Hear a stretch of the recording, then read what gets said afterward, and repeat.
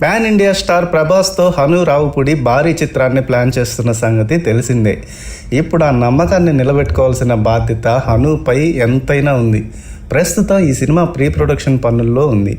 రెండవ ప్రపంచ యుద్ధ నేపథ్యంలో అద్భుతమైన లవ్ స్టోరీకి తెరతీశాడు. ఇంతవరకు ఏ పాన్ ఇండియా డైరెక్టర్ టచ్ అయినటువంటి పాయింట్ని టచ్ చేస్తూ ఈ యాక్షన్ లవ్ స్టోరీని సిద్ధం చేశాడు. తనదైన మార్క్ రైటింగ్ స్టైల్తో హను కట్టిపడేస్తాడు అనడంలో ఎలాంటి సందేహం లేదు.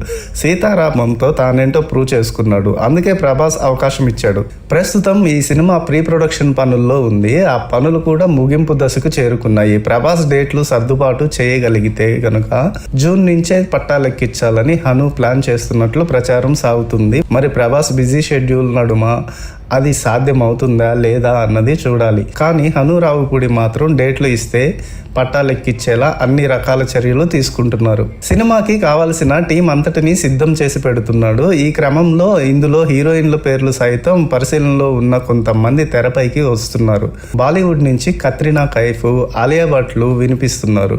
కోలీవుడ్ నుంచి అయితే లేడీ సూపర్ స్టార్ నయనతార కూడా రేస్లో ఉన్నారు.